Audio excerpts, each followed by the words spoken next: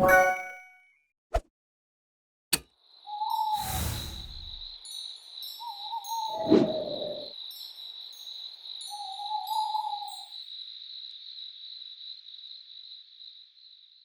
when I was younger, all my cousins would come over to my house and hang out with my sister and I. The parents would go to work and the kids would look after each other. Hashtag immigrant hustle. Now, one day shortly after our parents left, we were in the middle of playing video games when the house phone rang.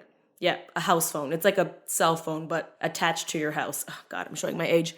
So my older cousin answered it. Hello? Hello?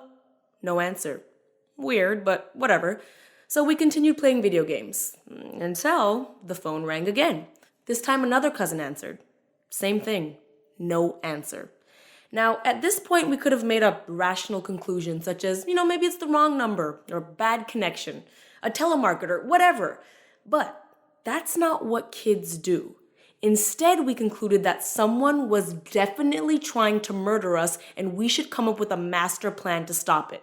Come to think of it, this might have been around the holidays, and we may or may not have been watching Home Alone, but I swear to God, that doesn't have anything to do with it. So it began. We decided we were going to document whenever we would receive calls. I mean, all the details, the date, the time, everything. Now, we noticed a pattern in the calls that happened every single day. And by pattern, I mean we made this conclusion on day 2. What? Okay, listen, patterns can be 2 days. But either way, this became our new obsession. On day 3, we received more calls than usual. It was definitely a sign. So we began to brainstorm. Is it a robber? A spirit? A demon? The possibilities were endless. I mean, something just didn't feel right. Our brainstorm was interrupted by one of my cousins when they said, "Hey, did you hear that?"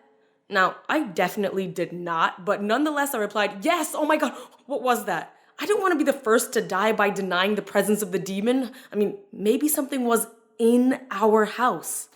It was time to take action. We gathered all of the utensils in the drawers and headed straight to the master bedroom. The plan was simple. Lock ourselves in the room as a group and create a safe haven. Duh. I don't know why people in horror movies always split up. Is this your first day? But before locking ourselves in the room, we strategically placed 3 toys on the floor, spaced out perfectly. Hours went by with us locked in that room, pacing, stressing, sweating, and terrified of the phone ringing. But eventually our hunger got the best of us and we were in desperate need of Oreos. So we decided to slowly and carefully make our way to the kitchen. After what seems like a lifetime, we finally made it to the kitchen and let out a huge sigh of relief. We're fine. We're just acting ridiculous. Until one of my cousins says, "One of the pigs fell." We freeze. Together, we slowly look over at where we placed the line of piggies and notice that one had taken a tumble.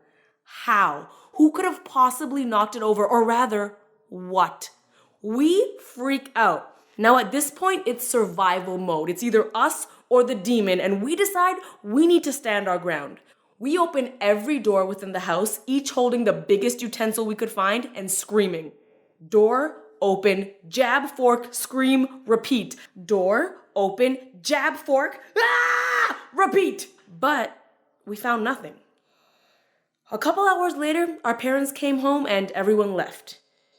Since that day, we never received a call. We never felt anything suspicious. I mean, obviously, which demon wants to mess with a bunch of kids holding some forks?